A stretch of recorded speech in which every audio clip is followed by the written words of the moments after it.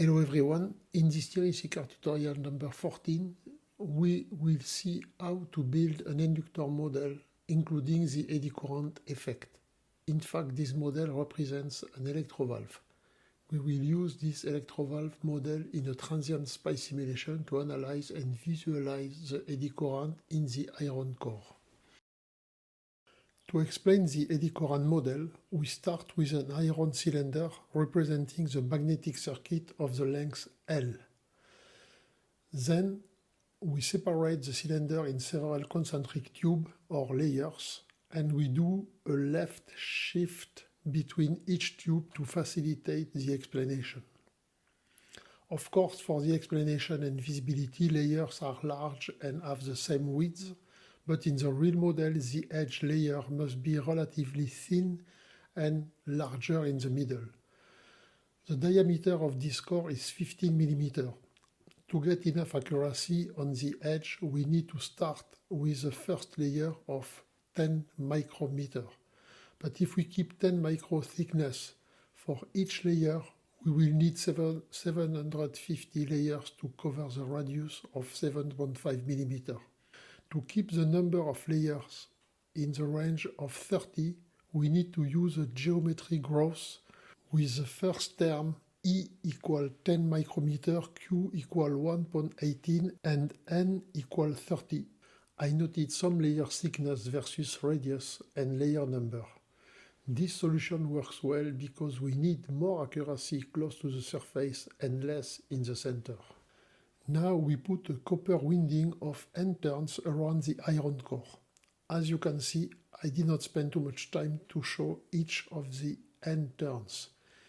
If the Ni current starts from 0, this means that the magnetic flux phi was 0. As the magnetic flux does not want to move, as soon as Ni value increases, eddy currents, i.e., starts to rotate in the iron in the opposite direction than Ni to limit the flux variation. Between the copper winding and the iron, we have the leakage flux phi 0 equal to mu 0 A0 times Ni divided by L, where A0 is the area between iron and the copper winding.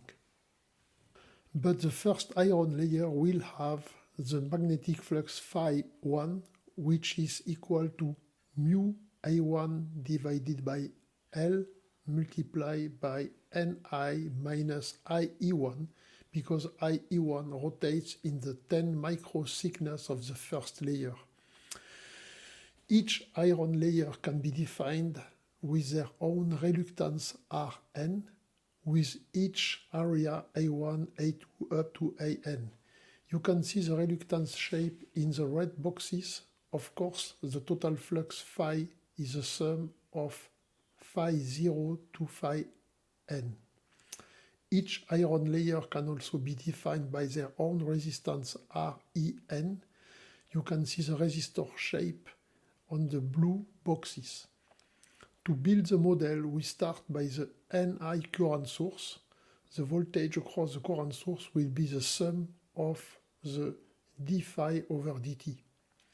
This Ni current generates the flux phi 0 and the voltage d phi 0 over dt across the air inductance. As the eddy current of the first layer IE1 flows in the resistor Re1, the flux phi 1 will see the current Ni minus IE1.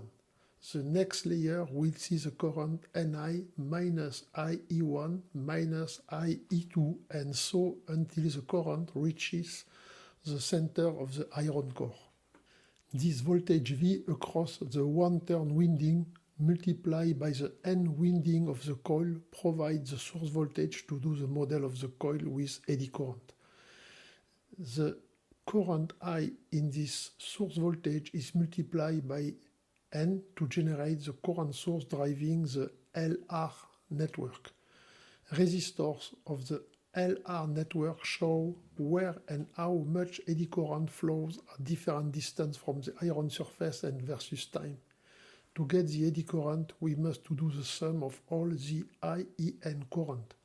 In this example, the IE1 flowed in the first thickness of 10 micrometer and the IE2 in the second thickness of 11.8 micrometer. The model described in the previous slide was done to modelize an ABS electrovalve driven with 5.6 amp under 12 volt with a coil of 250 windings.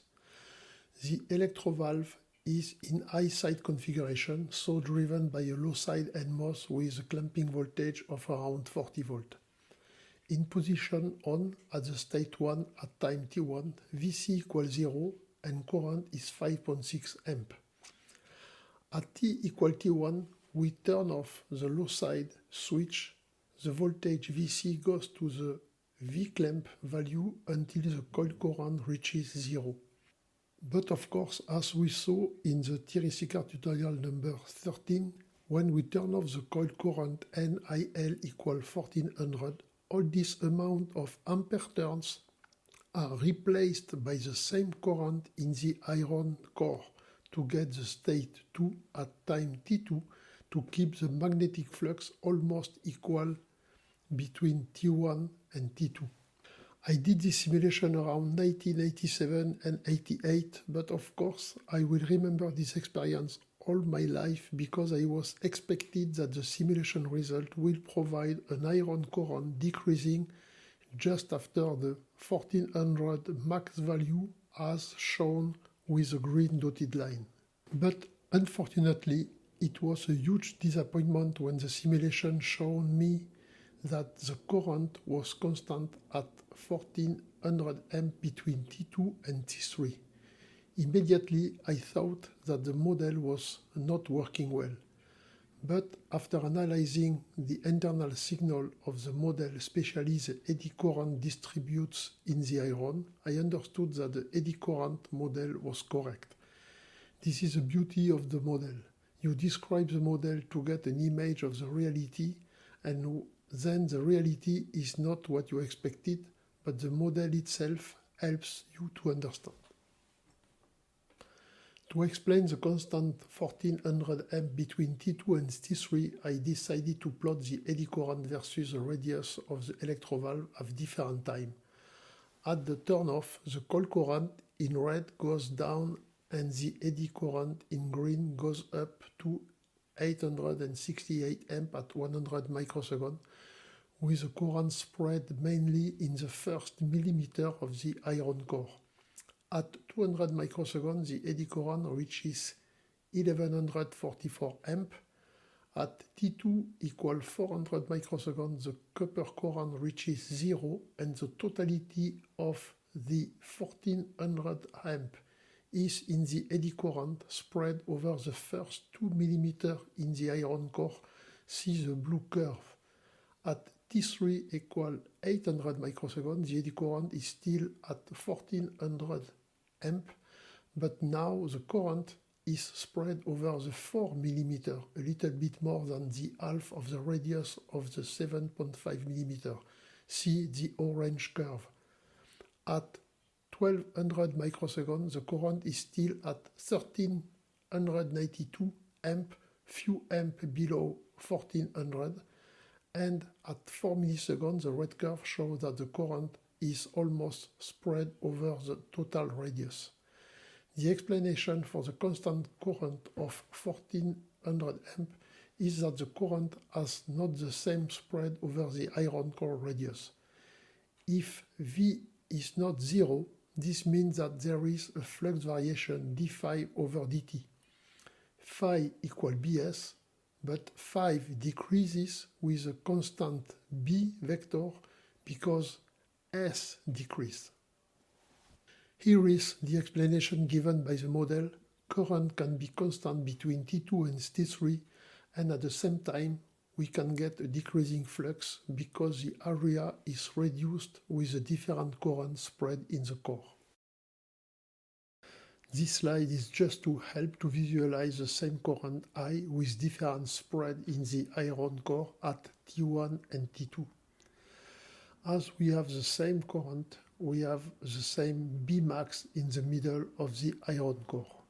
The magnetic flux is the integration from 0 to a capital R of BR/SR.